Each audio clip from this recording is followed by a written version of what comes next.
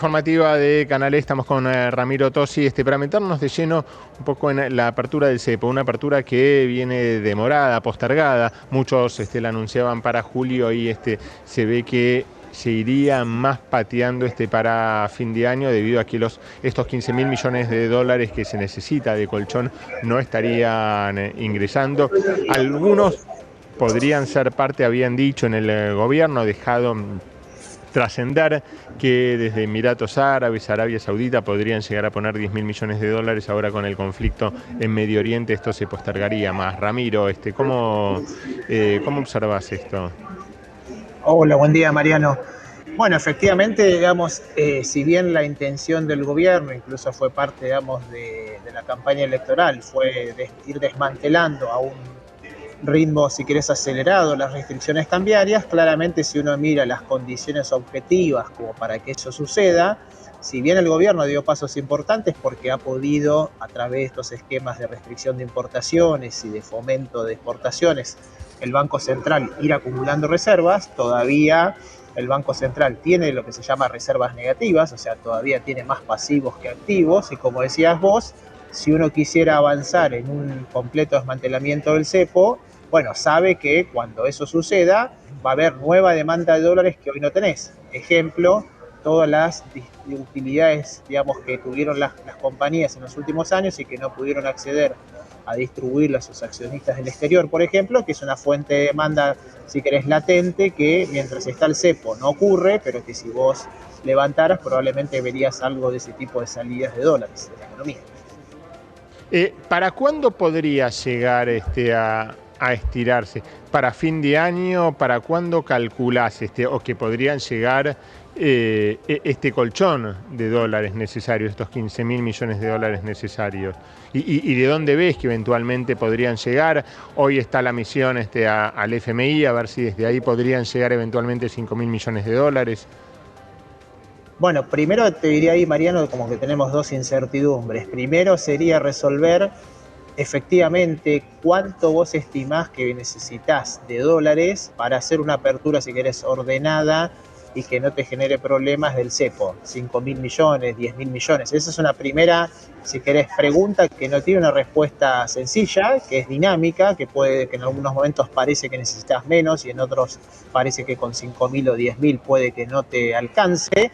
Y la segunda dimensión es lo que vos decías, bueno, ¿y quién va a aportar esos dólares y a contraprestación de qué? ¿No? ¿Y cuál sería la tasa de interés por lo cual alguien te va a financiar ese monto que no es nada despreciable para hacer una apertura, digamos, de la cuenta capital que probablemente al principio, como decíamos recién, veas más, si querés, egresos que ingresos? O sea, si bien el mercado lo va a tomar como una buena señal, hasta que efectivamente eso se materialice en inversiones, si querés, productivas y no de portafolio, bueno, eso va a llevar un tiempo, no va a ser inmediato que van a llegar nuevos dólares a la economía. Entonces ahí es donde uno se cuestiona, bueno, ¿está realmente esa disposición para, digamos, prestar esa cantidad de dólares para hacer, si querés, una apuesta al círculo virtuoso que sería eliminar un cepo cambiario? Y la verdad que te diría que hoy no está muy claro ni en el seno del fondo, y en el ámbito de los países nombraste a Arabia Saudita, ahora, digamos, en una región que tiene sus propios problemas geopolíticos, habrá que ver si forma parte, digamos, de su agenda de prioridades o no. Tal cual, ¿no? Siempre se habla, ¿no? Incluso desde el gobierno. Bueno, desde el gobierno hablaban de 15.000 millones como para tenerlos de colchón, como para tener incluso hasta dólares mejor que sobren y no que falten. Y por otro lado, siempre se habla, ¿no? De que entre Arabia Saudita, Emiratos Árabes, bancos de Dubái que van a venir acá, de hecho, a la Argentina en los próximos días, podrían aportar. El tema, claro, vos decías la tasa, ¿a qué tasa? Con un riesgo país que todavía, si bien ha bajado mucho, está por encima cómodamente de los 1.000 puntos, con lo cual te deberías endeudar. Hoy no puedes endeudarte a una tasa de un dígito. Exacto, Mariano. De hecho, fíjate esta paradoja que hoy por hoy, producto de, esperemos que ahora que empiezan las reuniones de primavera del fondo, haya algún tipo de discusión más concreta, producto de los famosos sobrecargos, que es la tasa extra que te cobra el FMI cuando estás endeudado mucho tiempo y en una cuantía importante, hoy Argentina le está pagando al fondo una tasa equivalente en dólares cercana al 8%, que es una tasa, si querés, a la que Argentina accedía voluntariamente en los mercados de deuda ya por el 2016. Y como decís vos, con un nivel de riesgo país que comprimió mucho, todavía está cerca de los 1.100, 1.200 puntos básicos, lo cual hoy tendrías que salir a colocar deuda al 15%, que eso obviamente no tendría ningún sentido económico y que claramente sería un factor más desestabilizador que estabilizador del cepo. Claro, porque, a ver, recordemos que es la tasa, para explicarlo, es riesgo país, ¿no? Que sería el 12%, ¿no? Al estar 1.200 puntos más o menos, más 3 puntos más de la tasa de Estados Unidos, ¿no?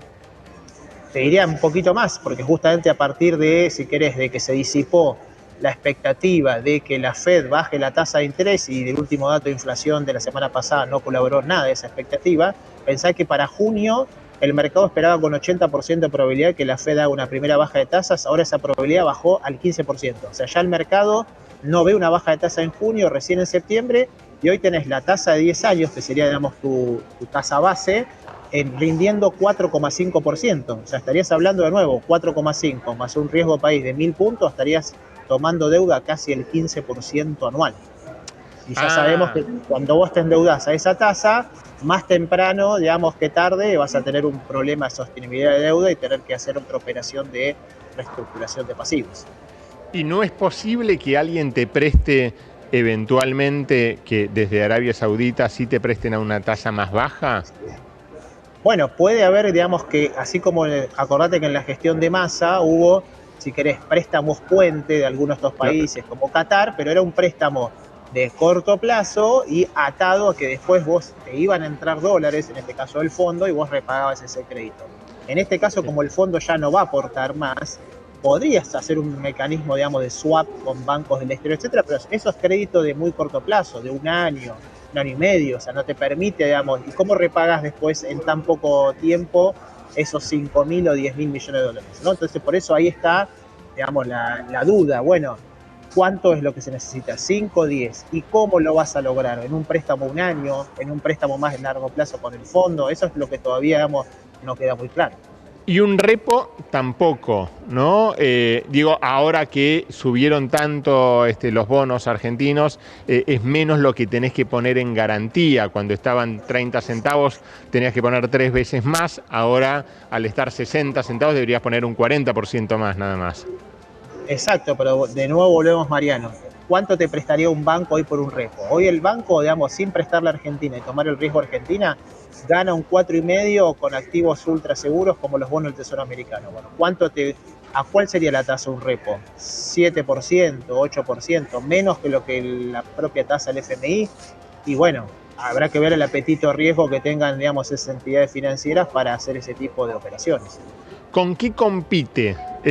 Compite, por supuesto, con el 4,5, ¿no? De la tasa de la Fed a 10 años, como vos dices. Y después, ¿qué otras opciones hay donde los países dicen, a ver, ¿dónde meto con un poquito más de riesgo, sin tanto riesgo a Argentina, que me pague más?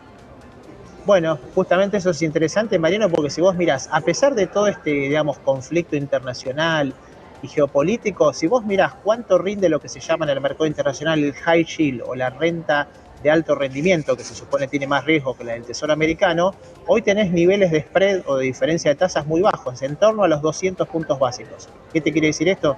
Que un bono de Brasil, de Colombia, de Perú, te paga 6,5, 7% respecto a un treasury americano del 4,5, con lo cual uno de estos bancos, de nuevo, confrontado a la decisión, bueno, ¿qué hago? ¿Le presto a Argentina en un repo a un año o me coloco en treasuries o en un bono de un país, si querés, más estabilizado macroeconómicamente, como puede ser Brasil, Colombia, Perú, al 6,5, 7%? Bueno, ahí, digamos, está de nuevo el apetito de riesgo que tenga ese banco para hacer una apuesta, si querés, más riesgosa, que obviamente uno espera que eso lo incorpore en el precio, o sea, en la tasa de interés que te va a cobrar. Ahí ya la tasa entonces tiene que ser un 50% más atractiva, ya tiene que ser de 2 dígitos. O si querés, un poco por arriba de la del fondo, que sería el 8%, y quizás no de 2 dígitos, porque eso obviamente políticamente al gobierno no le serviría, digamos, como una gran decisión económica. Quizás un 8,5, un 9%, el gobierno lo puede vender, bueno, en un escenario de normalización, a medida que la apertura del cepo funcione, esta tasa va a ir bajando y entonces la renovación de este repo cada vez va a ser menos onerosa. Pero bueno, el tema de nuevo es encontrar del otro lado quién compra esa narrativa, quién compra esa historia y te da acceso a ese monto de financiamiento, a esa tasa. Y por cuánta plata también, ¿no? Porque una vez que Javier Milei ya haya dicho públicamente estos 15.000 millones de dólares, no podés tener menos de eso tampoco, ¿no? Por eso te decía que una de las primeras, yo creo que acá lo que falta también discutir un poco es, vos querés abrir el cepo, está perfecto, digamos, todos los economistas estamos de acuerdo en eso, lo que hay que explicitar es, una vez que abras el cepo, ¿cuál va a ser tu régimen cambiario? ¿Vamos a seguir con flotación del peso contra el dólar y el resto de las monedas? ¿Va a ir el gobierno hacia una dolarización? Bueno, esa decisión es importante justamente en términos de cómo vas a abrir el cepo y cuál va a ser tu siguiente paso en esa agenda. Eso hoy no está claro, digamos, no lo ha explicitado el gobierno. ¿Qué pasa si se demora, ¿no? Como se está demorando, cuando se había no anunciado, pero trascendido que ya para mediados de año, incluso lo había puesto el Fondo Monetario, que ya para mediados de año, para julio, iba a estar liberado el cepo, y se ve que hasta diciembre no habría novedades? Bueno, ahí la clave es, Mariano, porque obviamente acordate que no es la primera vez que Argentina tiene cepo, tuvimos también en el 2011, ¿no? Y ahí la clave es cuál es el nivel de la brecha.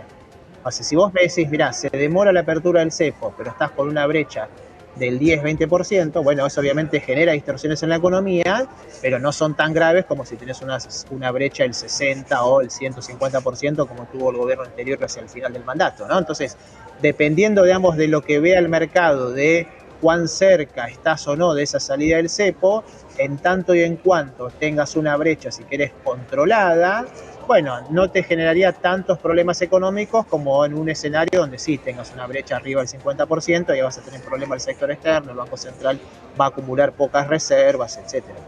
Hoy no habría motivos para que la brecha suba más, parecería quedarse en estos niveles.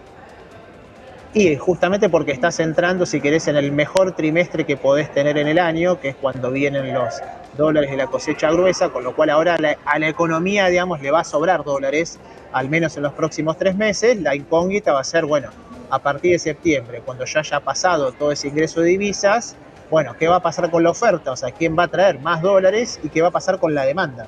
La gente se va a quedar con este nivel de tasa, va a empezar a dolarizarse por si después hay un salto cambiario posterior, ¿no? Esa es un poco la incertidumbre del mercado de septiembre en adelante. Porque a fin de agosto ya se termina por completo la liquidación. Sí, fíjate que de hecho si vos mirás el mercado futuro de ROFEX, de dólar, ves una curva muy plana y con poca dependiente, si querés, hasta agosto, y ya si mirás los contratos de septiembre a diciembre, bueno, ya ves hay un mercado que empieza a tener un poco más de dudas si este 2% se puede efectivamente sostener todo el 2024. Gracias, Ramiro. No, gracias a vos, Mariano. Buena semana. Gracias igualmente a Ramiro Tosi, que pasaba por la pantalla de Canal E. Nosotros seguimos informando de esta manera.